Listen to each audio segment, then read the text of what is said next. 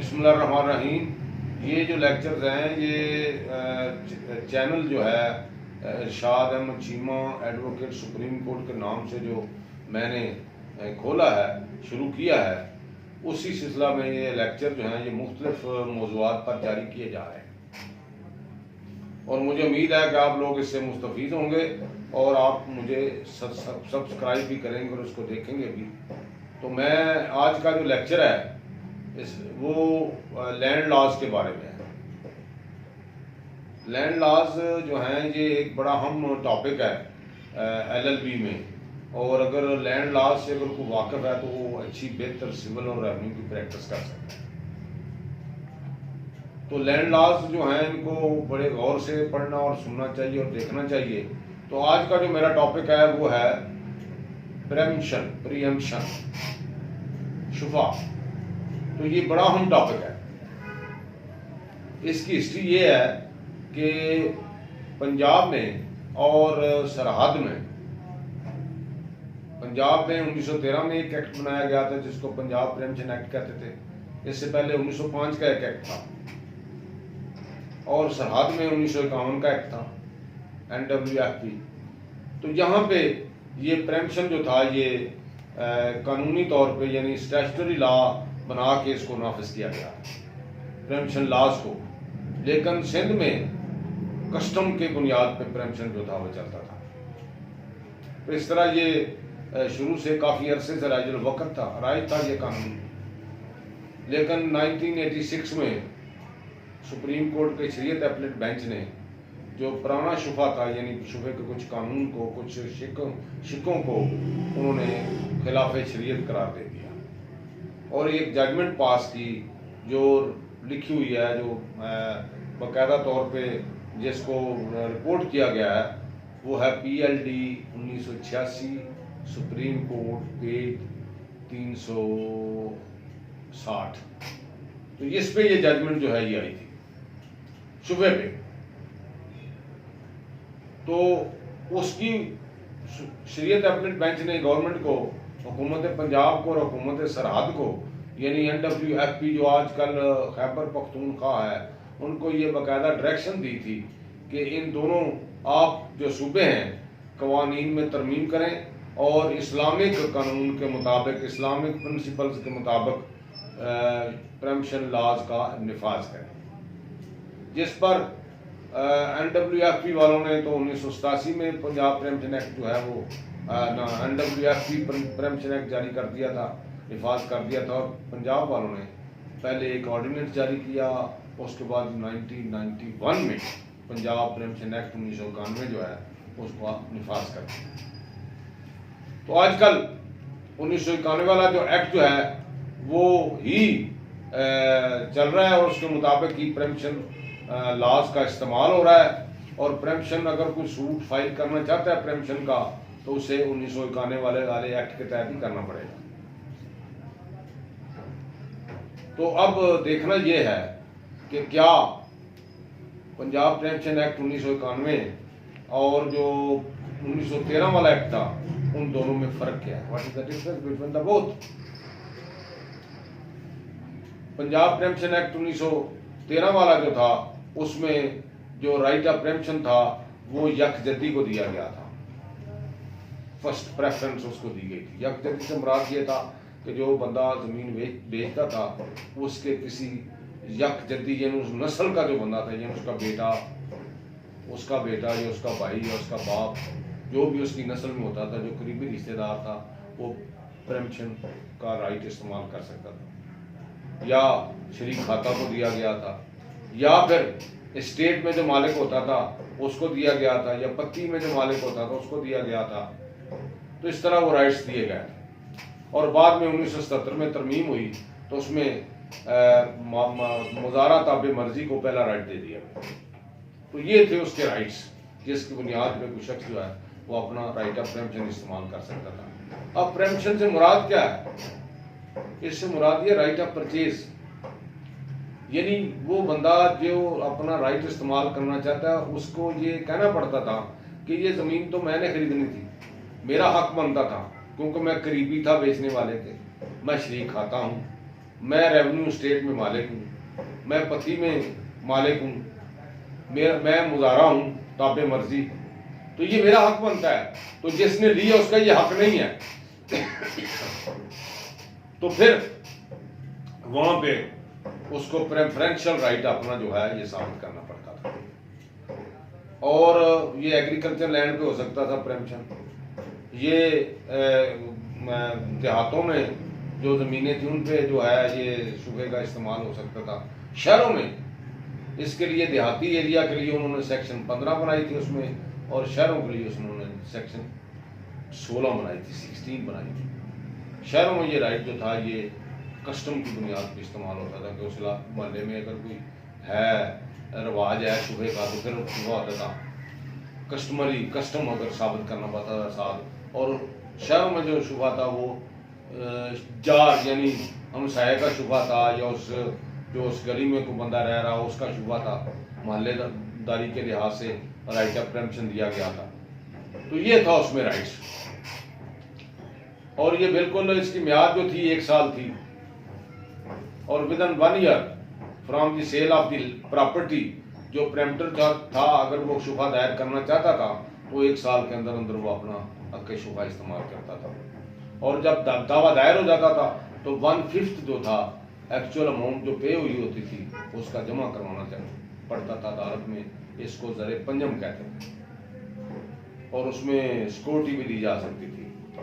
لیکن اب جو موجودہ شبہ آیا ہے 1991 کا, اس میں 3 رائٹس جو ہیں وہ اسٹیبلش کیے گئے ہیں جن کو ریکگنائز کیا گیا ہے. ان میں پہلا رائٹ شافی شریک, دوسرا شافی خلید, تیسرا شافی جار. یعنی شریک سے مراد یہ ہے کہ جو شریک کھاتا ہے اس پراپرٹی میں اس کا کوئی شیئر ہے, کو شیئرر بنتا ہے وہ. اور خلید سے مراد کہ جو پراپرٹی بکی ہے, جو جائیداد اس شخص کا اس میں کوئی انٹرسٹ ہے, یعنی اس کا راستہ مشترکہ ہے یا پانی کا کھالا مشترکہ ہے یا اور کچھ چیز جو سیڑھیاں وغیرہ مشترکہ مفاد ہے, اس میں اس کا رائٹ بنتا ہے, تو اس کا رائٹ جو ہے وہ دوسرا رائٹ ہے. اور تیسرا رائٹ جار کا ہے. جار کہتے ہیں ہمسائے کو جس پراپرٹی ایڈجسٹنٹ ہو اس پراپرٹی کے ساتھ جو بے ہو. تو پریمپشن جو ہے وہ ہمیشہ بے کے خلاف ہوتا ہے. بے اگر پراپرٹی بکی ہے تو پھر پریمپشن کا رائٹ جو ہے وہ سامنے آئے گا, ادروائز نہیں ہوگا. تو یہ لازم ہے. تو جو بھی پراپرٹی سیل ہوگی, اب پہلے تو شبہ تھا ایگریکلچر لینڈ پہ یا اس میں کچھ پراپرٹیز ایگزیمپٹڈ تھی, لیکن اب دیہاتوں اور شہروں میں ایک جیسا ہی قانون جو ہے وہ لاگو کر دیا گیا اور ایک جیسا ہی رائٹ دے دیا گیا. یہ صورتحال ہے. صرف کچھ پراپرٹی جو کامن قسم کی ہیں, دارا ہے, مسجد ہے, یا اور کوئی پراپرٹیز ہیں جو کامن ہیں, جو مشترکہ ہیں, جو آسائش دہ کی پراپرٹی ہیں, ان کو ایگزیمپٹ کیا گیا ہے. باقی ساری پراپرٹیز پہ رائٹ آف پریمپشن جو ہے اس کا حق دے دیا. یعنی پہلے دکان پہ شبہ نہیں ہوتا تھا, اب دکان پہ بھی شبہ ہو گیا. وہ کر سکتا ہے اگر کرنا چاہے, اس کا بنتا ہو, چاہے وہ شہر میں واقع ہے چاہے گاؤں میں واقع ہے. تو یہ فرق ہے. اب اس کے بعد یہ تو تھے رائٹس. اب اس کے بعد ایک اور بڑی اہم چیز جو ہے وہ انٹروڈیوس کروائی گئی اور وہ بڑی مشکل سے ثابت ہوتی ہے. ان کا نام ہے طلبات. سیکشن 13 بنائی گئی پنجاب پریمپشن ایکٹ میں, جس میں یہ کہا گیا کہ جس شخص نے اپنا رائٹ آف پریمپشن استعمال کرنا ہے وہ پہلے طلبات جو ہے وہ پوری کرے, جن کو شرعی طلبات بھی کہا جاتا ہے, قانونی طلبات بھی کہا جاتا ہے. اب وہ طلبات کیا ہیں؟ طلبات جو ہیں وہ 3 قسم کی طلبات ہیں. طلبات سے مراد demands. To before filing the right of preemption you have to fulfil the demands. ان کے نام دیے گئے ہیں. سب سے پہلی ڈیمانڈ جو ہے وہ طلب مواسبت اس کو کہتے ہیں. اب طلب مواسبت کیا ہے؟ یعنی اس سے مراد یہ ہے کہ جو ہی کسی نے اگر رائٹ آف پریمپشن استعمال کرنا ہے بینگ شریک, خلید یا جار, تو جو ہی اسے پتہ چلے کہ فلاں پراپرٹی سیل ہوگی اور اس کو اس کا حق بنتا ہے, تو پہلے اس کی ڈیوٹی کیا ہے, what is his responsibility, what he must do, اس کو کیا کرنا چاہیے. وہ یہ ہے کہ without wasting any time, any moment, when he learn about the factum of sale, he must announce his intention to exercise the right of preemption on that day. اس کو فوری طور پہ اظہار کرنا چاہیے اپنے ارادے کا کہ وربلی کہ میں اپنا حق شفا استعمال کرنا چاہتا ہوں. اس میں وقت ضائع نہیں کرنا چاہیے. یعنی جو ہی اسے علم ہوا، جس طریقے سے بھی علم ہوا، چاہے کسی ٹیلی فونیکلی علم ہو گیا، چاہے کسی نے آ کے بتا دیا، یا اس نے کہیں سے وہ پڑھ لیا، معاملہ دیکھ لیا، پتہ چل گیا اس کو فوری طور پہ رائٹ آف پریمپشن استعمال کرنے کے لیے طلب معاصبت کرنا چاہیے. اس کو کہتے ہیں امیڈیٹ ڈیمانڈ. اس میں وقت نہیں ضائع ہونا چاہیے. Without wasting any moment any time he must exercise that. He must announce his intention to exercise the right of preemption. تو یہ مرحلہ جو ہے یہ بڑا ضروری ہے. اگر آپ نے طلب معاصبت نہیں کی تو یو کانٹ فائل اے رسوم فار پریمپشن. آپ پھر زمین نہیں لے سکتے، پھر آپ کا رائٹ نہیں بنے گا. تو رائٹ لینے کے لیے جو کنڈیشن ہے، جو بہت ضروری ہے، جس کے بغیر آپ اپنا رائٹ ایکسرسائز نہیں کر سکتے، وہ سب سے پہلی چیز ہے طلب معاصبت. طلب معاصبت سے کوئی اس کا اتنا کوئی خاص الفاظ نہیں ہے اس کے، صرف یہ کہ اس نے ارادہ ظاہر کرنا، اس نے وربلی بتانا ہے کہ میرا رائٹ بنتا ہے، میں اس پہ حق شفا استعمال کروں گا. لیکن شرط یہ ہے کہ جو ہی اسے علم ہو، کوئی لمحہ بھی ضائع نہ کرے، ادھر ادھر بھی نہ دیکھے، کسی سے مشورہ بھی نہ کرے، اور فوری طور پہ اپنا ارادہ ظاہر کرے. اس کو طلب معاصبت ہے. اس کے بعد سیکنڈ طلب جو ہے وہ طلب معاصبت کی توثیق کرنے کے لیے، یعنی جو پہلے طلب ادا ہو گئی ہے، جو پوری کر لی ہے مدعی نے، جو پرپوز پریمپٹر جو ہے، تو پھر سیکنڈ کام اس کا کیا؟ اس کا یہ ہے کہ وہ فوری طور پہ طلب اشہاد کے لیے دو گواہان سے ایک نوٹس تحریر کروا کے، ان کے باقاعدہ تصدیقی کروا کے، وہ ٹروتھفل وٹنسز ہونے چاہیے، اور وہ بذریعہ ڈاک اپنے بھی دستخط کر کے، ان کے بھی دستخط کر کے اس میں اپنی انٹینشن کو ظاہر کرے، اور اس میں کنفرمیشن کرے اس بات کی کہ میں نے توثیق کرے جو پہلے طلب اس نے ادا کی ہوئی ہے طلب معاصبت، تو طلب اشاعت کی شکل میں جو اس پہ گواہ بنائے کہ میں نے طلب کیا ہے پہلی، اور سیکنڈ طلب اس کا ہی حوالہ دے کے دو گواہوں کے سامنے وہ نوٹس تحریر کروائے، اور اس کو بذریعہ ڈاک جو ہے رجسٹرڈ پوسٹ ایڈی اس کے ساتھ ایک اکنالجمنٹ ڈیو لگا کے بذریعہ ڈاک جہاں پہ ڈاک خانہ موجود ہے وہاں پہ بھیج دے، اس کے پتے پہ، جو پتہ جس نے زمین خریدی ہے اس نے انتقال میں یا رجسٹری میں لکھا ہوا ہے. تو یہ ایک طلب اشاعت جو ہے یہ پوری ہو گئی اگر وہ نوٹس بھیج دیتا ہے، اور اس پہ دو گواہ لازم ہیں جو ٹروتھفل وٹنسز ہونے چاہیے، جو اچھے انسان ہوں، اچھے گواہ ہوں. اس کے بعد تیسری طلب، وہ جب یہ دونوں طلبات پوری کر لیتا ہے تو پھر with in 4 months from the date of sale وہ سوٹ فائل کر سکتا ہے پریمپشن کا، یعنی خصومت کر سکتا ہے، مخاصمت کر سکتا ہے، ڈیمانڈ کر سکتا ہے کہ مجھے زمین دی جائے، چونکہ میں نے پہلی 2 طلبات جو ہیں وہ پوری کر لی اور میرا رائٹ آف پریمپشن موجود ہے. بینگ خلید، بینگ شریک، بینگ جار، جو بھی اس میں ایک بھی رائٹ اگر ہو تو پھر بھی، اگر دوسرے کا کوئی بھی نہیں ہے تو پھر اس کا رائٹ آف پریمپشن بن جائے گا، وہ قائم اور دائم ہو جائے گا. اس کو زمین جو ہے وہ لے سکتا ہے after paying the price of the land which had paid by the defendant اور وینڈی ٹو دا سیلر. تو یہ اس طرح وہ جو رائٹ آف پریمپشن جو ہے وہ استعمال کر سکتا ہے. تو اس میں جو ضروری چیز، وہ اہم چیز جو ہے وہ طلبات جو ہیں وہ پوری کرنا ہے. طلبات اگر پوری نہیں کی، بے شک آپ کا رائٹ بنتا ہے، آپ کا بڑا ہی اچھا رائٹ ہے، آپ بالکل ٹھیک ٹھاک ہیں، آپ کو حق حاصل ہے زمین خریدنے کا، لینے کا، تو پھر اگر آپ طلبات پوری نہیں کرتے تو پھر آپ ناکام ہو جائیں گے، آپ کا رائٹ آف پریمپشن اسٹیبلش ہو جائے گا. تو یہ طلبات لازم ہے. اب طلبات تو اسلامک لا میں جو طلبات کا ذکر ہے اس میں یہ ہے کہ پہلی طلب معاصبت کی جائے، اب اس کے بعد طلب اشاعت کی جائے. اسلام میں تو طلب اشاعت کا طریقہ یہ کیا گیا کہ 2 گواہ لے کے جائیں اس کے پاس اور وہاں پہ ڈیمانڈ کریں جس نے زمین خریدی ہے. لیکن اب ماڈرن دور ہے، اب لیجسلیچر نے یہ کہہ دیا کہ نہیں، گواہ لے کے جانے کی ضرورت نہیں ہے، آپ کیا کریں کہ نوٹس بھیج دیں، اس پہ 2 گواہان کے دستخط کر دیں، وہ تحریری طور پہ اس کے پتے پہ اس کو ریسیو ہو جائے گا، پتہ چل جائے گا اس کو کہ یہ ڈیمانڈ کر رہے ہیں. اس کے بعد طلب خصومت کریں. لیکن پریسیڈنٹ جو ہے جو کیس لا آیا اس میں مختلف قسم کی رائے آئیں اور ایک ججمنٹ آئی PLD 2007 سپریم کورٹ پیج تھا اس کا 302. اس میں 5 جج صاحبان نے کہا کہ آپ ایسا کریں کہ جو بھی آپ طلب کرتے ہیں، جو آپ سوٹ پلینٹ لکھتے ہیں شفے کی، اس میں باقاعدہ ٹائم، ڈیٹ، وینیو دیں جہاں پہ آپ نے طلب معاشرے، کہ آپ کو کب پتہ لگا، کہاں چلا پتہ، کہاں آپ بیٹھے ہوئے تھے، کس جگہ پہ آپ نے طلب. تو یہ ضروری ہو گیا. شروع میں لوگوں کو اس کا علم نہیں تھا کہ کیسے اس میں مینشن کرنا ہے. وہ تو جنرل لکھتے تھے کہ میرا رائٹ آف پریمپشن بنتا ہے اور میں نے طلب معصول پوری کی ہے، اور پھر میں نے نوٹس بھی بھیجا ہے طلب اشاعت کا بدریہ ڈاک. لیکن یہ معاملات اس میں شامل نہیں ہوتے تھے، ڈیٹس نہیں ہوتی تھی، ٹائم نہیں ہوتا تھا، وینیو نہیں لکھا جاتا تھا.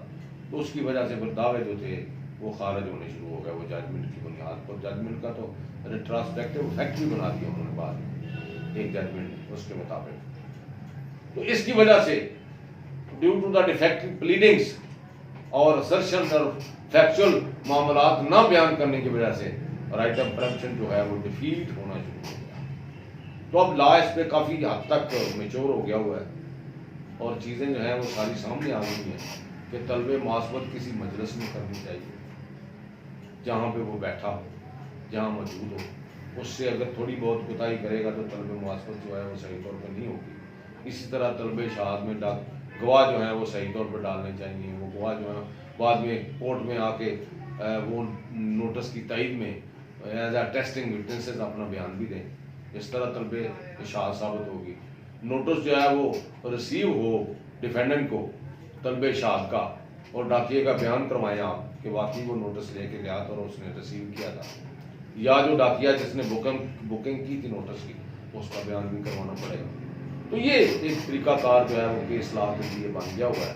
تو یہ رائٹ آف پریمپشن جو ہے یہ اسٹیچو نے دیا ہے اور یہ 3 رائٹس ہیں، اور یہ سیل پہ ہوتا ہے ہمیشہ کے لیے، اور یہ جو پراپرٹی بکتی ہے اس پہ آپ سوٹ فائل کر سکتے ہیں.